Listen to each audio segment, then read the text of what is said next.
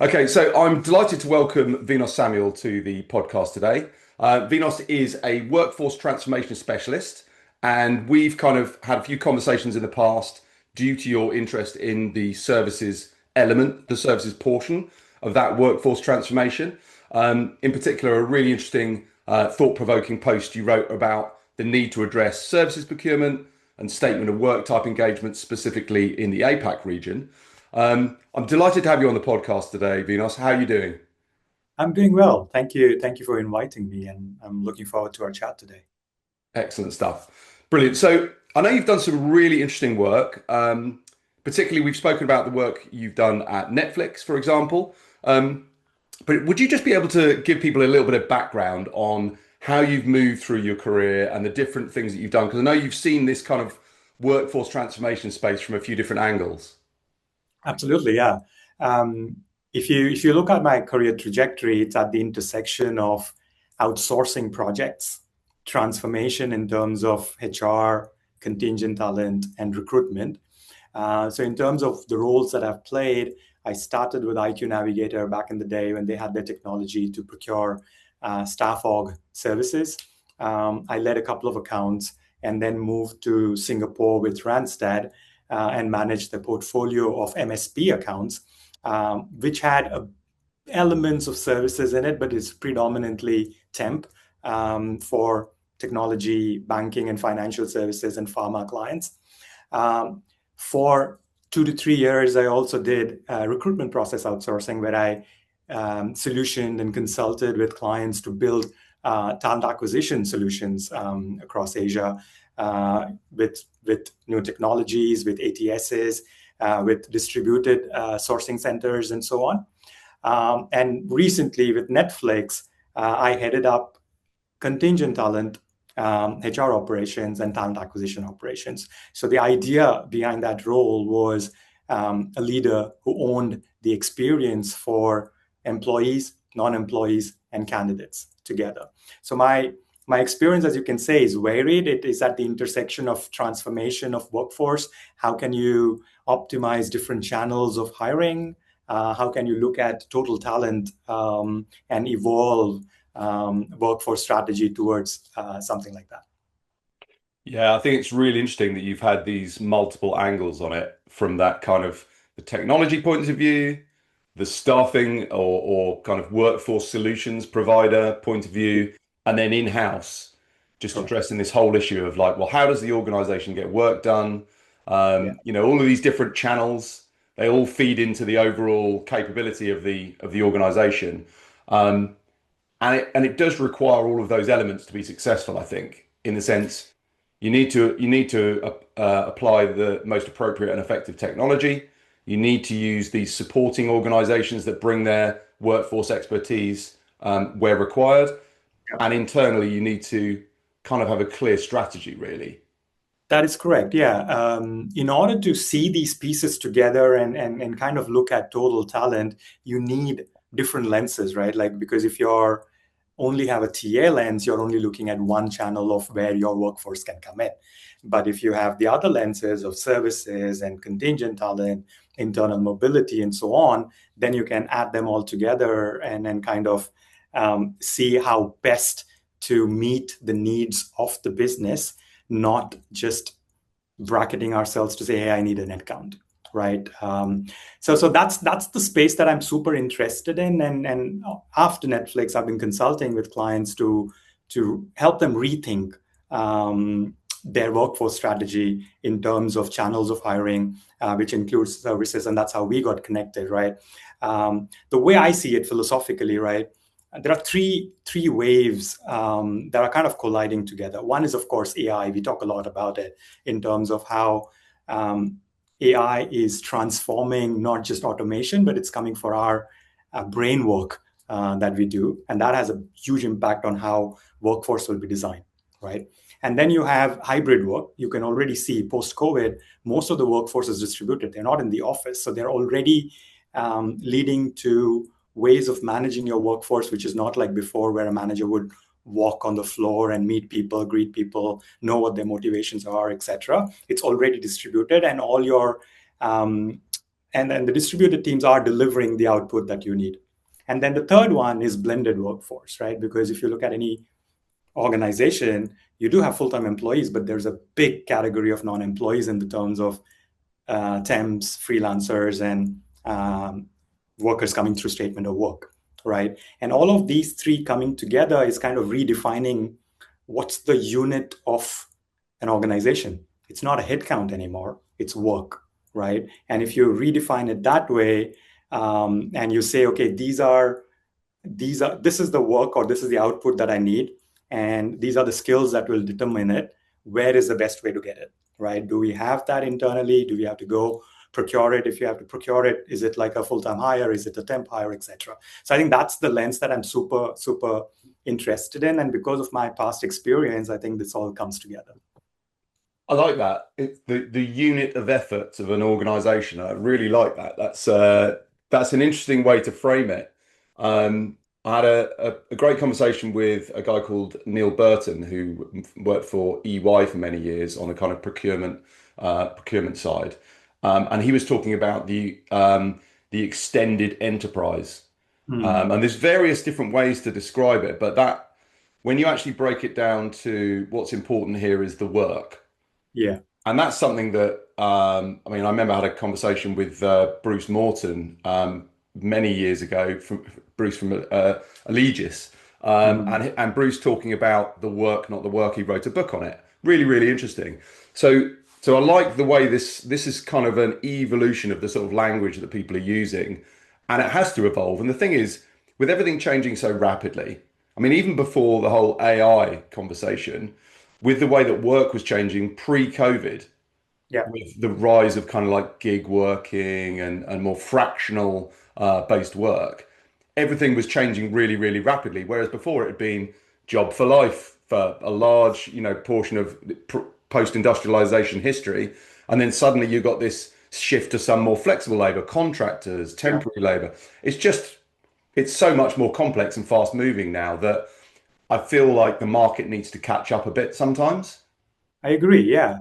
I mean, you also look at data, right? Like, if you look at the last LinkedIn study, and if you look at what's the average tenure of employees in an organization, it's now 2 years, right? And it's much lower for the Gen Z workforce that's coming in too. So that's one, right?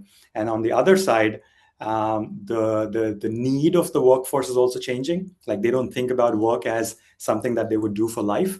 They want to try different things. They want good balance, etc. So that's also kind of brings different types of employment into consideration and for choices as well. Like, I could do a gig work. I could take up a project with an organization, then move on to somewhere else.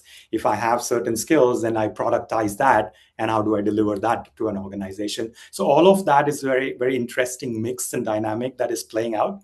And AI and automation is kind of making that very easy for the workforce to put it forward to. So you mentioned one of the critical streams of this is the procurement of outsourced services under statement of work engagements. And the thing that really caught my eye about your LinkedIn post, I love the stuff you do on LinkedIn, by the way. I think it's great, really, really useful and engaging content. You were talking about how services procurement or statement of work, the spend under statement of work engagements, that was as far as kind of like APAC talent strategy goes, that was, you felt, probably the least understood area. Why do you think that is? Yeah, it's a good question. So let's say the environment that we are in today, most organizations have margin pressure. Most organizations have headcount freezes, right? Most organizations are in that volatile, uncertain environment. And when that happens, you're not growing in terms of your headcount. But your work has to still be done, right? So if the focus is on, okay, we are not hiring anybody, but you're not looking at, are there any other ways through which work is getting done, which is services procurement in most cases. And many a times when you look at services procurement as an area, you can actually divide it into two, right? One is pure statement of work, which is where there is clear deliverables, where there are clear milestones, where the organization is not responsible to direct the workers who are coming through the project. And also the supplier has penalties associated with their deliverables, and it's like time bound. So there are criteria that you can look at. But there's another one where you have a services contract with an organization, but there are people coming through it, and you're kind of spelling out who comes, or you are saying we're going to pay timesheet-based pay, right? There are no milestones, there are no objective deliverables associated with it. And that becomes like a services contract, but what you're doing is you're bringing labor into the organization because you have constraints elsewhere, which I mentioned before. That is the focus for me, right? And if you're bringing in there co-employment risk and the other risks gets accentuated because you are delivering or you're directing those workers coming through it, you're ensuring that the work gets done. It's not the supplier, etc. And then the question comes in, who owns co-employment, right?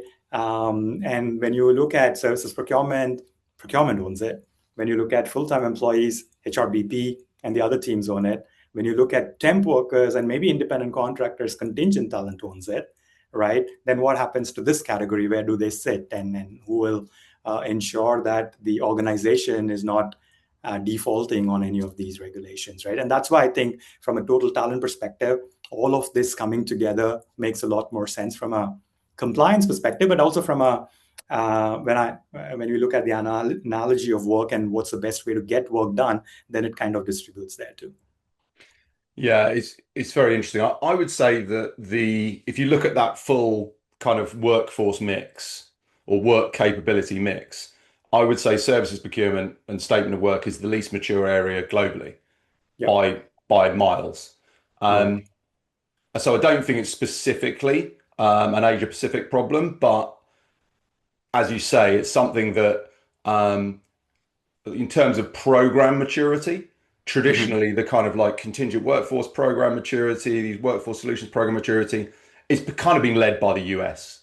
Right. A lot of the time in terms of them being like slightly like at the front of the game, as it were. And this maturity is spreading more globally now. But Sure. it's interesting that some areas, like I would say probably the most mature region in terms of services procurement, you could argue it's actually the UK. And that's partly due to very tight regulations around misclassification, co-employment, all that sort of thing. Places like Germany, France have some very strict rules as well. So though there are various drivers that make people look at services procurement. One is cost, one is risk. You know, there's so many drivers around it. And it's, you know, you're talking something in the region of $20 trillion annual spend that organizations put into procured services. It's a massive, massive problem. It's a massive part of how they get work done.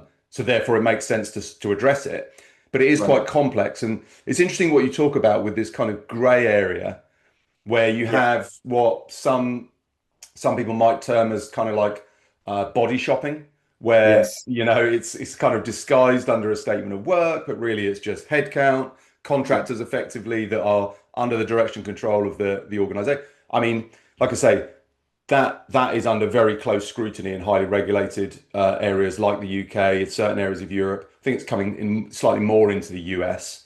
There's been some very high profile cases where large organizations have had massive penalties, effectively saying, well, you know what?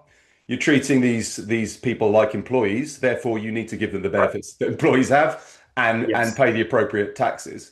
So it's the biggest problem area, that part of service procurement, isn't it? Where it isn't done properly sometimes. Yeah, you make an important point because most jurisdictions in APAC also have regulations to avoid co-employment, right? Or undercutting employees against body shopping, etc. But what is the enforcement of it, right? I think UK enforces it more forcefully, and that's why it gains that attention. In APAC, I think, barring Australia to a large extent, and maybe Japan to an extent, the rest of the countries have regulations, but it's not enforced, so organizations don't take it as much seriously as possible. And that's where then this becomes like a shadow workforce that comes up. I mean, shadow workforce comes in, there's compliance risk, that is one part of it, but it also pulls down the objectives of the organization. Because if the organization wants to be more efficient, they want to be reducing down on their costs, they want to be more agile, nimble, and these hidden workforces and work that gets done is never in anybody's view, and that means that you're leaving part of your workforce away and not managing them efficiently. Yeah, totally. And it's that classic thing, having worked on the workforce solutions side yourself for Randstad and seen that side of it.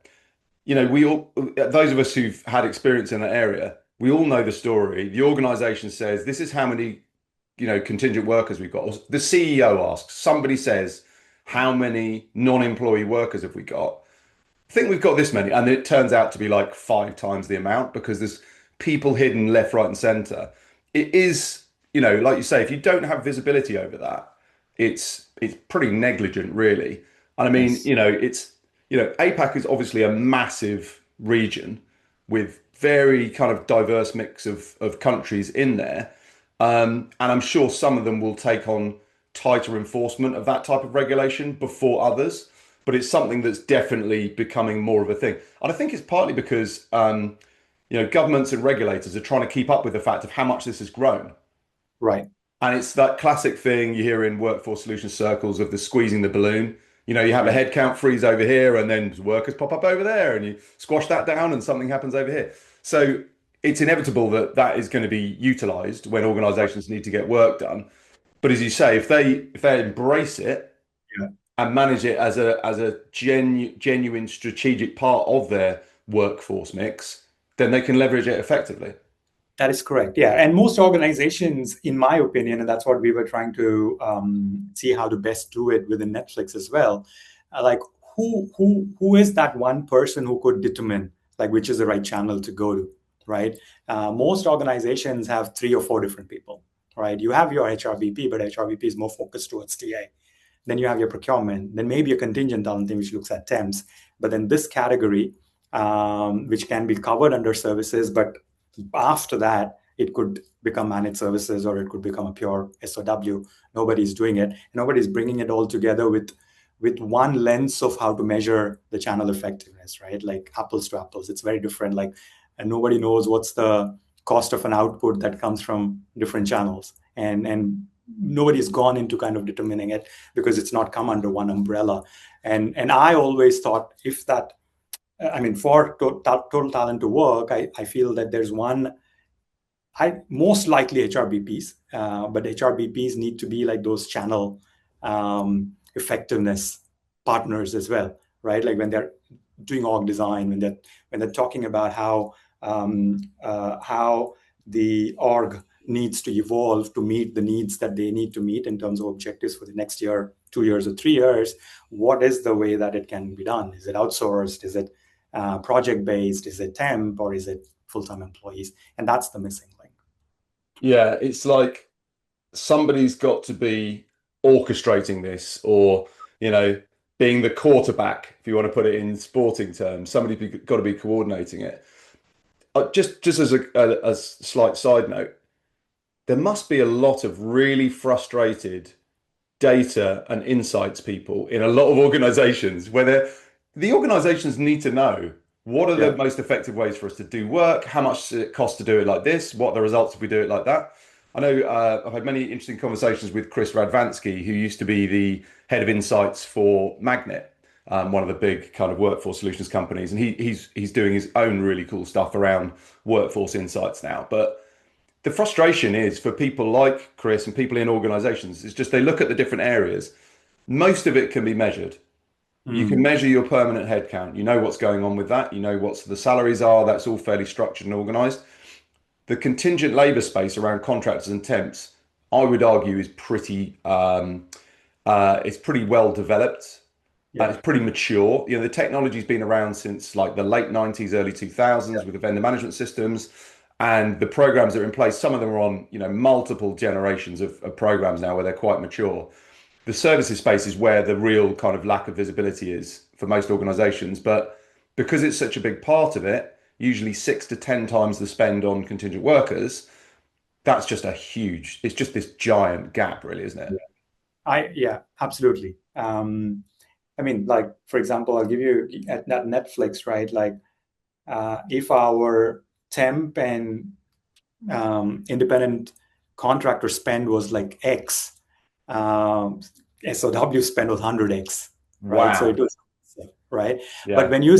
when I say SOW spend, I combine a lot of things under SOW because we hadn't yet divided and divide and conquer, right? Like, you have your cloud services also comes under SOW, whereas that's not something that we should be looking at, or subscription services or software that you buy and those kind of things. But when it comes to, let's say, marketing services, or when it comes to facilities, when it comes to like VFX was a classic example where we outsource, but through those outsourced projects, there are people coming in to do the work. And those are very clearly spelled out. Now, those are kind of projects which you can bring in. This is the other one, right? Like, when you look at SOW, how do you break it down and try address it one after another? You can't address a whole space at one time. So how do you do it? One of the ways that we also did was we called it personnel as a service, because what we saw is there was an SOW signed, it went under procurement and the statement of work services based procurement. But there were individuals coming in, like a tax assistant, tax consultant, or a management consultant coming in through it. But those are resources coming in under those SOW. It should come under the contingent talent program and not otherwise, so that we can ensure that they are properly vetted. There is that tenure rules and all of that can be enforced on it. But they were all falling under procurement. So can we take that whole category and say, okay, this needs to go here, this then needs to go here, or there is spend wise distinction that we do, and etc. So how do we manage that? I mean, the thing is, these are not simple questions, Yeah, but they're questions that do need to be asked. It's not, we're not trying to get to Mars. We're correct. trying to solve workforce, but these are solvable problems.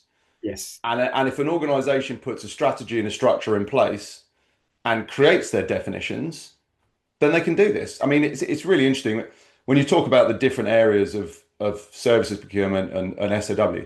Ultimately, a statement of work is a type of contractual vehicle, and it's a very good kind of like unifying principle to say, does this fall into this bucket or this bucket?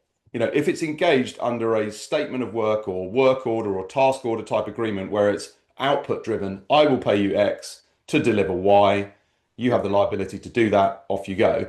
That very much categorizes something. With, for example, like, buying software and stuff like that, quite often it'll just be under a SaaS agreement, which is a Right. different type of contractual vehicle. So that will sit in a different bucket. So I think the statement of work, and I'm really glad that the workforce solutions kind of world has moved away from just talking about they've started talking about services procurement, which is the correct, in my opinion, the correct overarching descriptor for these outsourced procured services. The statement of work obviously is just the contract, but it is very, very important in the sense that, I mean, we have this with clients all the time. When you were talking about, do you address it all at once? What we tend to find a lot with customers, from our point of view as a technology provider in this space, they won't necessarily address it all at once. Partly Mm. because it's such a large amount of spend. If it's 100 million spend, billion spend, whatever it is, it won't necessarily be addressed. It won't be necessarily practical to address it all at once. Also, you're kind of still building the business case sometimes. Correct. What we tend to find is that's why as a technology provider, being flexible and having that agility is very important. You need to be able to do a lot of configuration because ultimately Mm. the way people buy these services, if they're under a statement of work agreement, that type of contractual engagement, the underlying architecture of that agreement is basically the same, but it's Mm. that what goes on top of it. What is a milestone? Is it a block of consulting time? Is it a sprint? Is it a KPI? Is it a pure project deliverable? Yeah. All of these things are legitimate, and legitimately, there can be T&M based statement of work engagements. Um, the actual mechanism underlying it is relatively simple and it's pretty much unified. Yes. What happens on top of that, with a customer who's dealing with marketing services, and then Yeah. maybe they're dealing with engineering services that are in a safety critical environment, for example, they're going to be very different in terms of the criteria around sign off, what type of SOW template, what they're going to put in their scope of work, how they're going to, what requirements they might have for insurances for that supplier, many different variables. But yeah, I think that's how in my head I would see it being kind of like categorized. But what the questions you're asking, I think are really important. Right. And ultimately the benefit of asking these questions and coming up with answers is, this unit of effort, every unit of effort is maximized for that organization rather than 40 or 60% of the units of effort just being Yeah. anyone's guess. That is correct. Absolutely, yeah.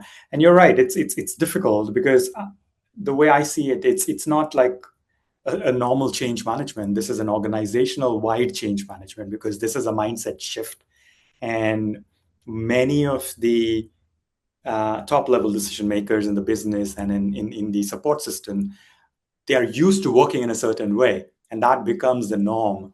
And if you want to shift that, it has to start from the top in terms of a mandate to say, hey, this is how we're going to look at workforce, and these are the options available, and now everybody start doing it. And that's the difficult bit because you have to sell right at the top. It can't be anywhere down.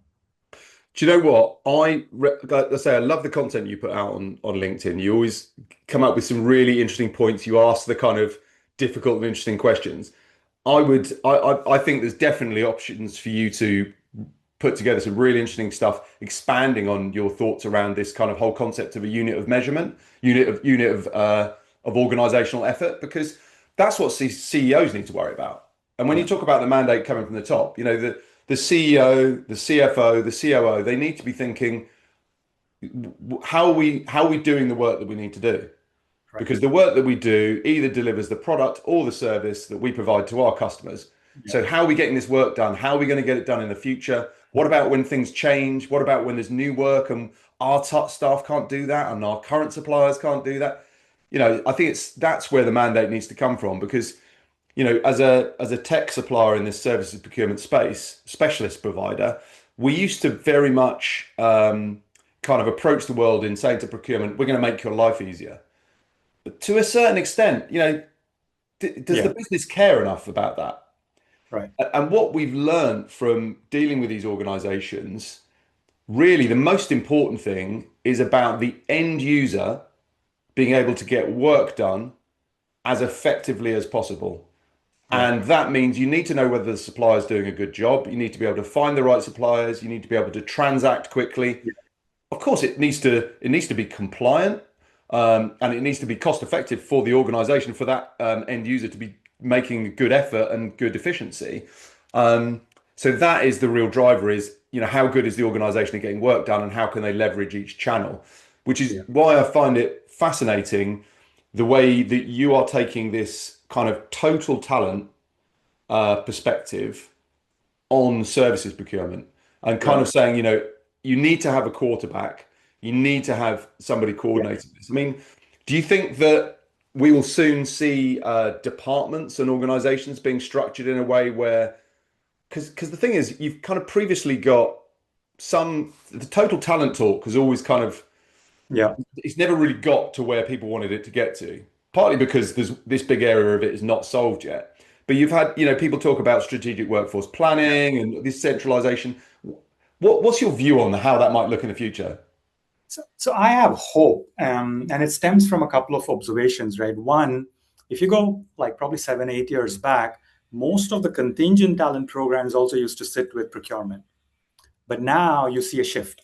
Contingent talent for temp, independent contractors mostly, and even onboarding, offboarding of vendor workers sits with contingent talent, but contingent talent sits with HR, right? So you're already seeing that move in some of the forward-looking organizations where HR is now at least getting a visibility of where their workforce is coming from, what's the percentage spend, what kind of work is getting done from temp and independent contractors and services and so on. So that is very important, and that visibility is super important.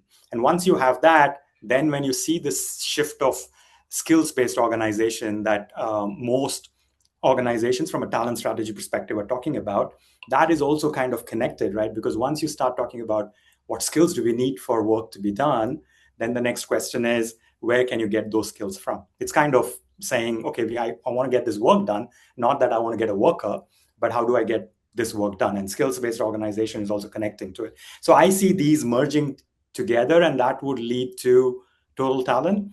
But I haven't seen anybody figure it out. Everybody's on that journey, but there is not many champions of this thought within the organization in order to make it possible. Yeah, I think I mentioned to you Lisa Williams from Dow Chemicals. I've had a really interesting conversation with her recently, and she was very much she's absolutely passionate about championing this kind of total talent viewpoint on it. Um, but as you know, I do really think that one of the reasons this hasn't been coordinated and orchestrated and centralized is if you've got five different channels and you can only see three of them, you can't coordinate it. Yes. So I think that the total talent thing has been one of those things that it's kind of like people when they go to conferences and someone's talking about total talent, a lot of the time it's just the same stuff getting rolled out again and again and again. And it's really interesting to hear people like yourself and people like Lisa talking about it in a different way and in a way where they're taking actions over it. Mm. And I think it's really interesting when you look at like whose problem is that? Who should be in charge of that? And I think at the moment in the market, it's only really going to be change makers, people like yourself, people like Lisa, who take a different view on it, who say, this isn't good enough. We can do this a Right. better way. Why isn't this working properly? And I think when you look at it from the perspective of should this be HR coordinating this, Mm. it's really interesting because I sort of wondered to myself, I wonder what your viewpoint is on this. Like, is it going to be a new function or is it going to be that the HR function is going to evolve? Because I've always thought of HR as like, they're looking after the needs and the workforce regulatory requirements and you know, exercising good care over their workforce and developing people and all that sort of thing. Do you think it will be the responsibility of an HR Mark II function, HR, 3.0, or is it going to be maybe a new function that eventually takes this over and coordinates it? That's a good question. I mean, I have few ways to look at it in my head. HRBP, I think, is the perfect role with education and with support and all of it because that's available everywhere, right? And they're aligned to different functions, different teams, etc. So you don't have to build anything within the organization. But if you can't train or get that mindset shift within HRBPs, then who's next well positioned to do it? I feel contingent talent teams are well positioned to do it because they understand the non-employee workforce holistically and they understand full-time employment holistically as well. And if you have contingent folks who understand TA, they're better suited in order to get this whole thing together in conjunction with the HRBP as well, because they are the ones architecting the org structures, etc., along with org design and all.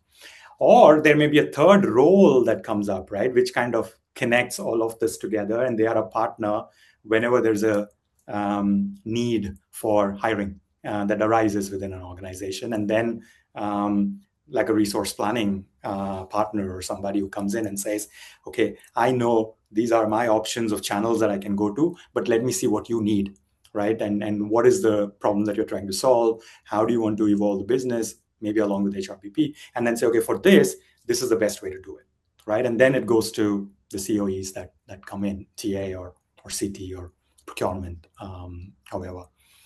But yeah, I mean, that's in my head. I have a question for you, Johnny. Do you see a different way of thinking in organizations which are scaling now, like probably 500 employees, etc.? Because many a time when we think about these transformation, we think about these big organizations, right? MNCs, etc. But maybe the mindset shift is easier to do in an organization that's scaling now, and it's easier to put these structures in, which they can reap benefits as they continue to grow. Do you It's see? a really good question. I mean, we typically deal with larger organizations, Right. um, but in my experience, those kind of like fast growth companies, they massively leverage outsourced service providers. They're very flexible in their approach to doing the work, partly because they just can't hire quick enough. Yeah. And if they're in the technical sector, quite often it will be like scarce skills, new skills, very technical skills where there are gaps in the workforce, and there's been this kind of like war for technical talent for a long period of time. Um, I think inherently, as a smaller organization, it is easier because you're just dealing with less mass and less structure. Yeah. Um, but what we're seeing in terms of how smaller organizations are approaching this whole kind of getting workforce done effort, it's fast. It's Mm. really, really fast, and it's flexible so that they can be fast. It's Right. it's it's definitely like you snooze, you lose. And Right. that's the thing is, I do think that message now, that's the thing I would say is translating up to the message that CEOs need to Mm. take on board, and CFOs and COOs and CPOs need to take on board is if your organization is not deploying effective units of effort, whatever that workforce channel may be, you're going to lose because Right. you've got to get the work done to deliver your product, to deliver your service. It has to be done faster. It's more complicated. It's changing faster. The competition moves faster. If like these big organizations that are just stuck in the structure where they can't see stuff and they can't manage this, they're going to lose Mm. out to more Yeah. agile organizations. So if there's Sure. anything to take from these smaller organizations as to how they're doing it, they recognize the urgency, Right. and they will, these smaller organizations will be eating the lunch of the bigger organizations as they go through. I mean, to a certain extent with things like agility and stuff like that, you see it in the contingent workforce world where you see the kind of like challenger technology players coming through, like the smaller, more agile VMS players that come through and, do things quicker, more modern interfaces and all that sort of stuff. It applies to any organization. If they want to be competitive in the market, they need to be able to deploy effort rapidly and effectively in the right areas. So, yeah, it's that flexibility means you need to be able to leverage these channels. To leverage them, you need to be able to see them. For a smaller company, seeing them at a smaller scale is generally easier. Um, but yeah, they don't have such a fixed view of what a workforce is. Mm. Mm. Their view is we just need to get stuff done. Right. And that kind of very much resonates with me, being part of a smaller organization. I'm an entrepreneurial type person. You've got to get things done, and you've got to get them done now and before somebody else does. Correct. Yeah, so it's hard to translate that level of urgency into a giant organization, but I think just the speed the world is changing, that's going to happen. Yeah. No, yeah, absolutely. And that's where my focus has been in the consulting world that I'm in trying to double, right?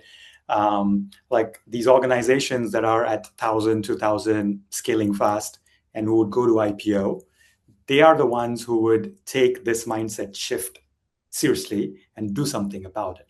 And they would have that agility and nimbleness in order to do it as well, and mandate from the top, pushing it down too. So that's the space that I am trying to say, hey, have you thought about this? Have you thought about how you won't become this company in the future, which is rigid, but what are the structures you can put in, which will help you stay nimble and look at workforce differently and keep your flexibility Yeah. within the org structure.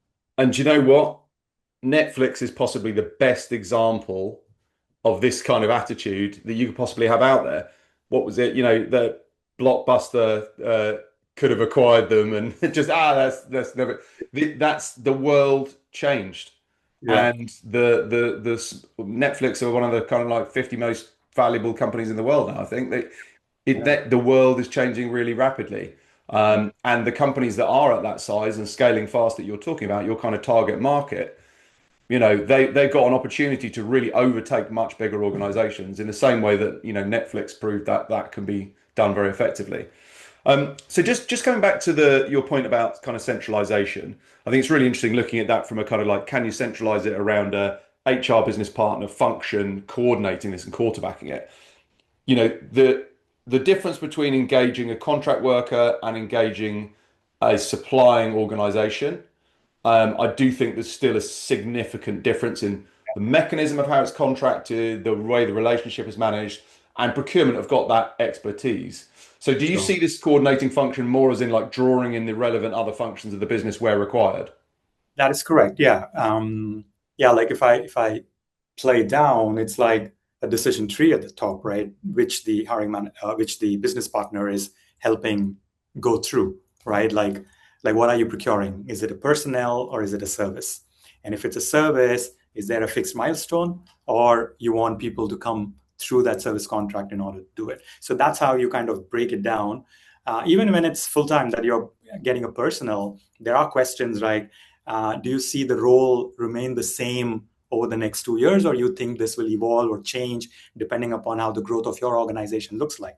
Because if a manager is not sure a role is going to look the same a year or two down the line, then what's the point of hiring a full-time employee? Might as well hire a temp worker, right? So that decision tree that kind of aligns, and then from there, if you determine it's temp or ICs, it goes to CT. If it's full-time employee, you pull your TA function, and if it's pure services procurement, then you pull your procurement function into it. Your procurement function, of course, owns contracting and supplier management and all of it. But after that, if you want milestone tracked, etc., onboarding of employees, etc., then there may be a connect to CT, right? And so that's how I see it. Yeah, exactly. Because even if an outsourced service provider is they're providing a service which involves doing some work. There'll be people Yeah, doing some of that work. Um, and obviously for compliance purposes, they need to be onboarded to be able to have building access, systems access, all of that sort of stuff. correct. And it does kind of cross over. So you've got a central part of the organization coordinating it. One of the things that I found quite interesting that you've spoken about with regards to this before was just that strategic element of saying you need to plan what you need to do first. And I think you described that to me as kind of getting ahead of the problem. Right. Um, that's it's and that needs to be happening on an ongoing basis, really, doesn't Yeah, it? You can't just say, what work are we going to get done this year? Who knows correct. what's going to happen this year? The world changes so fast. That's Exactly. that's that's an interesting function, but you kind of need the data to drive that, don't you? Yeah, no, absolutely. You need internal data, which means your HRIS and the VMS and your procurement systems needs to come together in order to provide that intelligence. And of course, you need external market data to come in order to help the HRBP to take the most reliable, insights-driven outcomes to the business, right? Also, there was one thing that I wanted to point out, which I'm missing now. Oh yeah, for example, you mentioned about nipping all of these problems that are downstream in terms of compliance and extra spend and all of it right at the beginning. Decisions like location strategy as well, like has to be determined at the top, right? Because today, if a work has to be done, it doesn't have to be that it has to be done in Singapore, right? It could be done from another location where you will have a cost advantage, or you have your shared services and those kind of things. So you got to think about it from that perspective too, and that comes up higher up in the chain. Yeah, absolutely. The great thing about all this, and the thing that really I find very invigorating about this sort of conversation, is it's about being strategic. It's about getting things done. It's about being effective. That really appeals to me. I love that. That's how I like to operate. So I do find this such an interesting topic. Yeah. One of the things that I really like about the way you approach this is this concept of a moving towards a skills-based workforce architecture. I would maybe even call it like a capacity and capability architecture, but it's the ability of the organization to get stuff done, Yeah. got to be put into the right boxes, hasn't it? Of what is it you need to do? Exactly. Yeah, absolutely. And I see many organizations do that. Like many organizations today are implementing an internal marketplace. Right. And an internal marketplace is just that, right? Like you know where your employees are, what skills and capabilities do they have, what projects are they doing which have transferable skills, so that you have a mapping. And tomorrow when you have, let's say, a requirement, and that requirement is something that you don't want to go out and hire, is there somebody internally who wants to move? So that's where your internal mobility question comes up.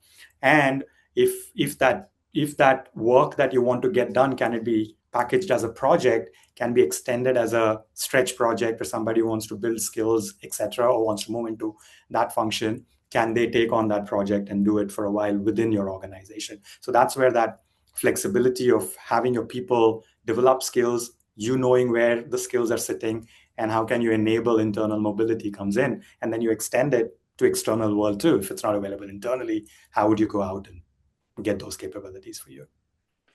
Yeah, I've seen some interesting approaches uh, to this sort of kind of philosophy.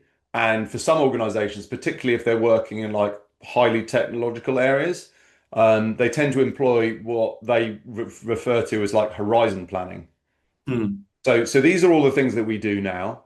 These are the Right. kind of ways that we do that. What about the things that we don't do now Hmm. that we think we're going to need to do? And I mean, that must have been something that was something that Netflix had to consider in terms Yeah. of, like you talk about VFX and stuff like that. You know, the latest technologies, use of AI within the kind of like, you know, entertainment industry and all that sort of thing. Yeah. People need to look down the road because we're driving faster. That is true. Yeah. You need to know what's happening now in the next year or two, what's going to happen like over the next 3 to 4 years, and then also long term, right? Like where are we headed? And if every function has that, then that's going to guide them well. And it's interesting when you look at the ability of the organization to flex and do what they need to do. It's partly about like internal talent, then it's about contingent talent, and you could break that down into skills and competencies and say we got this much resource in these, you know, Yeah. X many different areas. The interesting thing about the statement of work and services procurement side of things is you're dealing with organizations on the other end of that that are also evolving and they are building their skills and they may be building their skills before you need them. But if you don't Mhm. have visibility of that, if you don't have those relationships and you don't have that line of sight, like this kind of horizon planning, I've seen it a lot within like the defense sector and like Mhm. high tech engineering, aerospace, that sort of areas.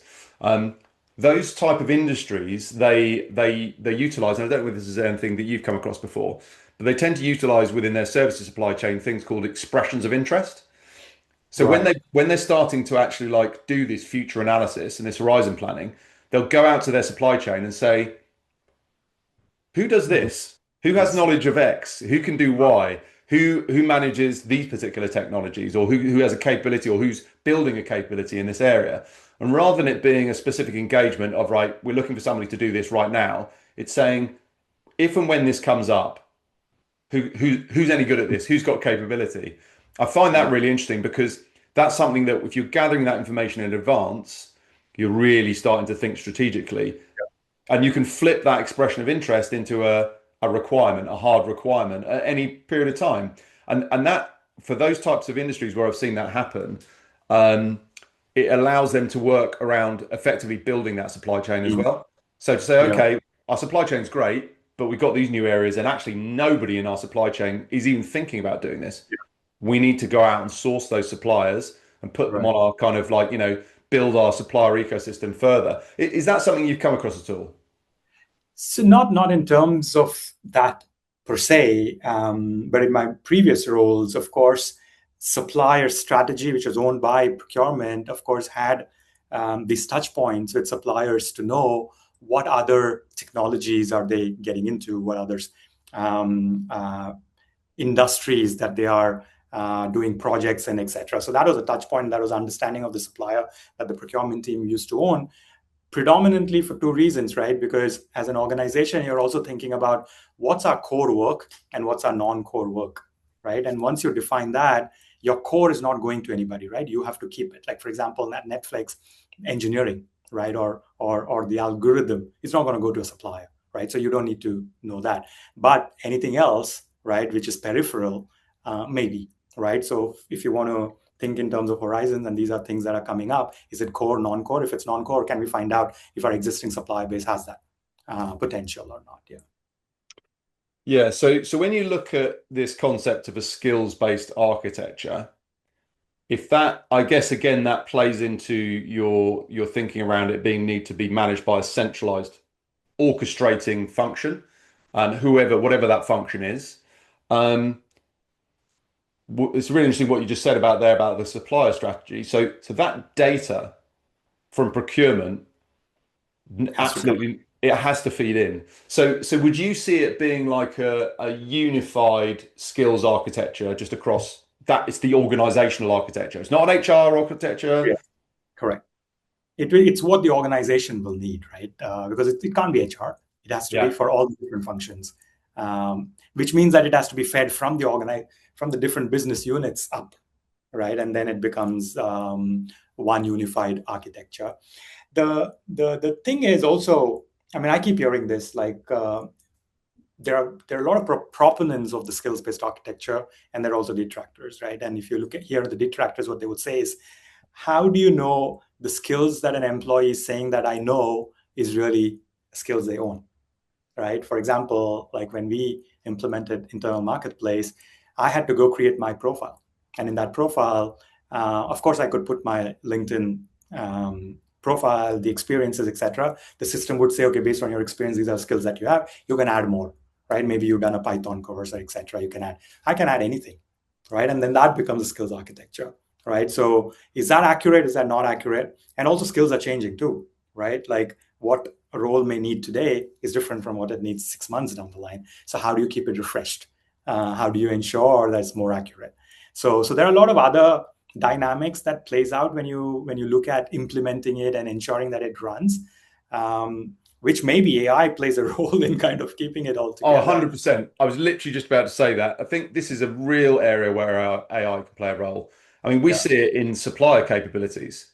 So within Zivio, if an organization has their services supply chain in there, you can look at these capabilities and you look at this skills-based taxonomy effectively.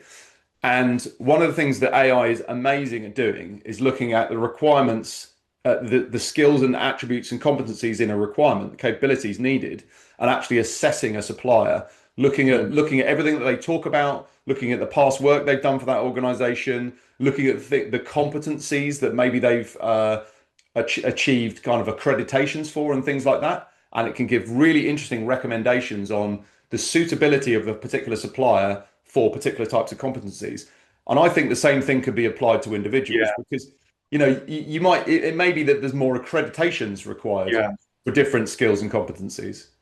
Right. Yeah, absolutely. And in your case, when AI pulls that from the suppliers, is it like it's sending out a questionnaire, or is it interviewing them? How is it pulling all that information in?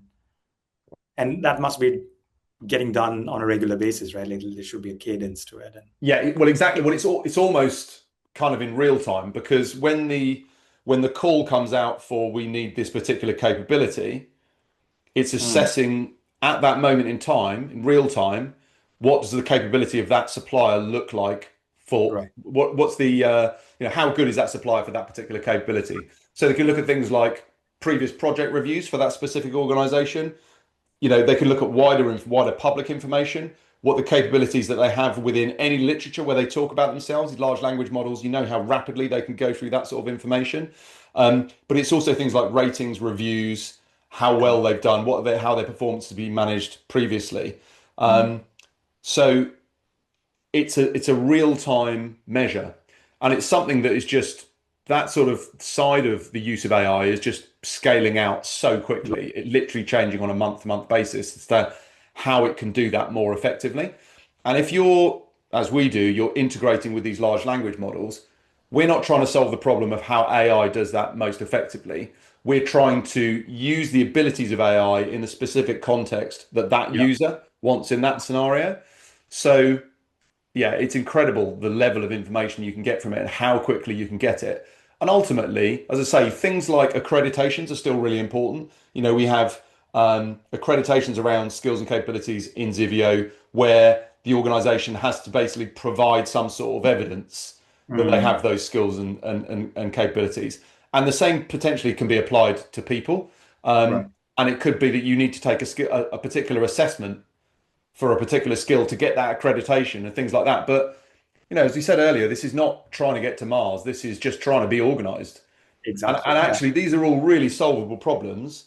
And what AI does is it just adds an extra element of efficiency and scale to Yeah. solving these problems. Large amounts of unstructured data. Perfect. That's what AI is very good at working through extremely quickly. Right. Tying it into comparative large amounts of information across the whole internet, all of the Yeah. information that these large language models hold. They can do it in seconds. So yeah, I think it's a question of organizations deciding this is important to them Right. and then dedicating the resources to solving the Right. problem. It's a solvable problem, and there's many different ways you can go about it. But ultimately, it's just saying everything that we do needs to go into needs to be categorized, Yeah. and then we need to know, can we do it? And if so, who's good at doing it? Is it Yeah. our people? Is it the contractors? Is it external suppliers? And if we haven't got anybody in our whole universe that's good at it, where do we find somebody who's good at it? And Yeah. it's but the real thing that needs to drive it is organizations saying, we're spending 2 billion a year on these services and we don't understand what we're getting and we don't understand what our suppliers can do. Yeah. That's not good enough. Yeah. It's about making that pain real, and then saying, okay, now what do we do for this pain, right? When you don't know there is a pain, then you don't do anything about it. Yeah, and I think that's the kind of the point that this brings us round to is really I'd be interested to just hear how you feel that organizations can kind of bring all this together because we've talked about getting upstream of the problem, the kind of work planning stage, centralizing this in a total talent mentality, and the fact that SOW and services procurement is the biggest gap, closing that gap, getting it under control, taking a holistic viewpoint, and moving towards this skills-based approach. Um, how do you think organizations can bring this all together and kind of make it happen? Good question. I think we touched upon it. Like we see um, the holistic view of workforces coming together because contingent is moving towards HR in many organizations. So that's one step. The other step is how do you make this invisible visible, and what's the pain that's coming in because it's staying invisible, right? You don't wait for a non-compliance case to emerge to know, okay, there is a pain. You don't wait to like go IPO and then figure out, hey, we have an unmet or rather unseen amount of spend that we're doing, which is not accounted for, or it's not put in a particular way that's it's needed, etc. So how do you bring those pain that can inflict an organization and all the value that can come in by addressing it up front and then driving it down is how I think is the best way to do it. I mean, there are other ways to do it too, right? Like many organizations are modular, like they may have one country running in a different way, or one part of the business running in a different way, because procurement is different, HRBP is different. So you could also say, okay, for this business unit, we're going to solve this problem. And then once it does, then, okay, can that become like a template that can be taken over by other organizations and so on? Yeah. So that's another way to look at it too.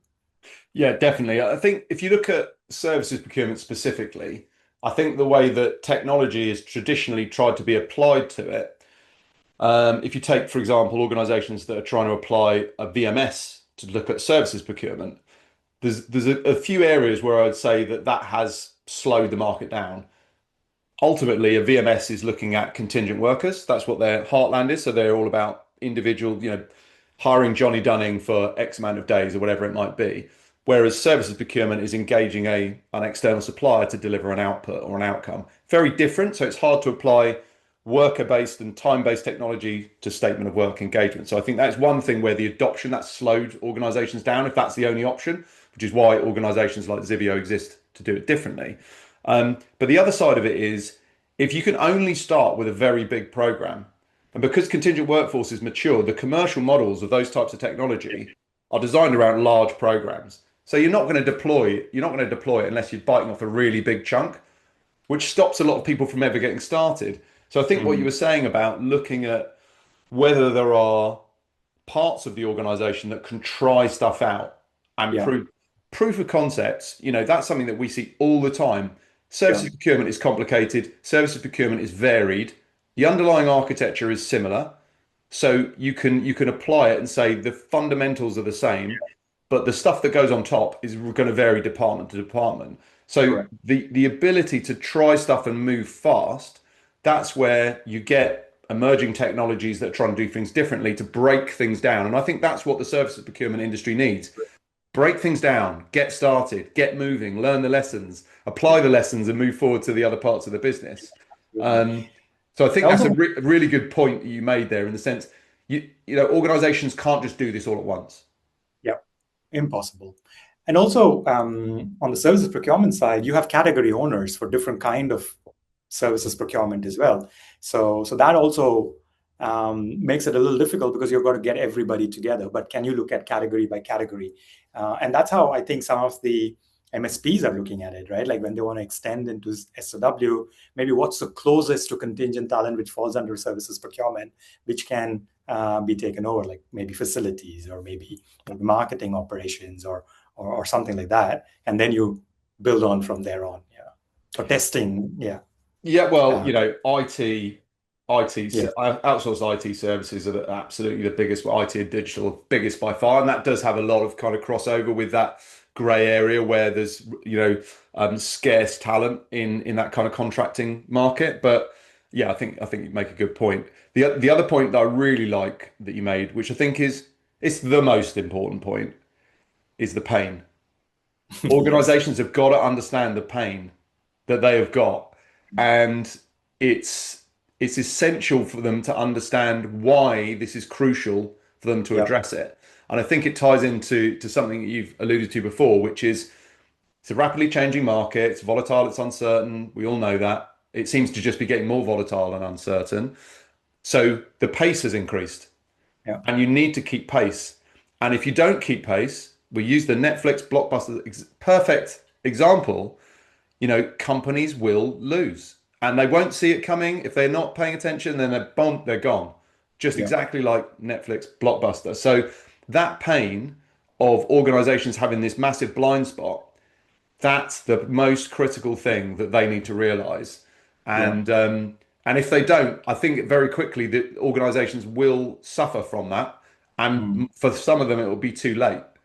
yeah, But for others, the opportunity is there now. And like yeah, this isn't rocket science. This is about putting the emphasis on it, being organized and actually doing things properly, having the data, making yeah, decisions based on data. If the organizations aren't doing it, I would argue if that for any organization that has the capability to do this, which any large organization could if they wanted to, it's negligent, really, if right. they're not.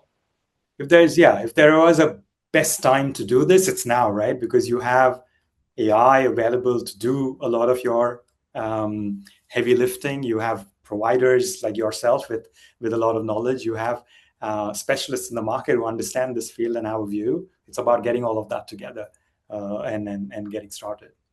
So one of the things that's interesting about when you look at it from this perspective, so say, you and I get our magic wands out and we apply all this logic and say people need to be coordinating this. They need to be strategic. They need to be planning ahead. They need to use the right expertise to show them how to approach this. They need to use the right technology. They need to bring it all together with their teams. What's your view when it comes down to actually should organizations be mandating these types of Mm, process or not? Because cultures within organizations vary a lot, yeah. don't they? Yeah, I know. And then mandating is kind of fighting with the business too, right? Like business love to have their independence to do um, these kind of things themselves. Um, yeah, I don't know. I mean, I feel mandating is the best way to do this because this is something that's going to benefit the organization and not the individual businesses. So you got to put the organization lens rather than what's best for my team and my business, and say what's best for the organization. Because if you are doing in a way that's not the most effective and you have leakage and you have compliance risks, then you're putting the organization, you're pulling down the organization in a way. So I think from that point of view, mandating is the best way to do. For example, I mean, it's not related. I can give you another one, right? Most organizations mandate using corp cards, right? Like it's not related, but it's similar, right? Because if you don't mandate corporate cards, then you're losing the best deals that you can get with your vendors. So if you keep it like either ways, then most employees, for their benefit, would go and use their own cards, get their own points and miles and so on, and just reimburse it back for the cause that they've done. So many organizations now start mandating that usage of corporate card is the way to go. Then we know better insights and better deals and do the best for the organization. So it's something similar in a way. Yeah, it's an interesting area to debate. I think if you talk about a sort of strategic mandate of this is how the business needs to operate, that if you do it properly, if you have a really good process and you use technology that makes life easier for people, then what that allows is that still gives the autonomy and initiative for the business buyers to build these supplier relationships and do what they need to do and make choices. Because if they're working within the services supply chain, for example, if they're working within an approved set of suppliers, they can theoretically choose whoever they think is the best supplier. And there's going to be various reasons for that. And AI can help guide their decision-making process and provide insights, but ultimately it's human decisions that need to be made. So theoretically, with a mandated approach to this, you can still empower people to have better access to choice and decisions. Yeah. By mandating it, what is it that you're taking away? Like you're still helping the business in doing what is right, unless the business just had a preferred supplier and they always wanted to give business to them. That's something that might go away when you have a more structured, tech-enabled, data-enabled workflow that you put in. Yeah, excellent stuff. Well, listen, it's so interesting chatting to you. I really appreciate you taking the time to have this conversation with me. I think there's so many areas here that are worthy of further debate. And I'm sure you and I will have future conversations around this sort of stuff. And it'd be brilliant to see the work that you're doing and kind of really pushing this at the very front end of the market, to see how that develops over the time with the customers that you're working with, seeing the journeys that they're going on. But also, keep the content coming. I love it. I love, the interactions on LinkedIn and the kind of thought leadership that you're putting out there and the thought-provoking posts and content that you're putting out there. What's the best way for people to find you if they want to engage in a conversation or hear more about what you're doing? I think LinkedIn is the best, like Vinos Samuel. Just search for my name, you'll get it. I'm on Twitter, but I'm not talking about workforce on Twitter. It's mostly AI. But if you want to follow me, it's Vinos25 there too. But LinkedIn is the best way. I'm there almost every day. Brilliant. And ultimately, you and I love talking about this sort of stuff. Other people in the market are starting to really get involved in talking about it. It's the more discussion, the better for everybody, really. Absolutely, yeah. And it's a great time to be talking about it. As we said, there are multiple waves that are colliding together, which is going to make this easier to take and also needed for organizations to think in this way. So I'm pretty excited for this space in the coming years, and see what I can do in this space to help people rethink too. 100%. I wish you all the best, and I agree with you. I think it's a really exciting time, and I'll be keeping an eye on what you're doing with a lot of interest. Thank you. Thank you very much, Vinos. I really appreciate it. I think it's been a super interesting conversation, and hopefully other people find it useful. Absolutely. Thanks, Johnny. Thanks for having me here.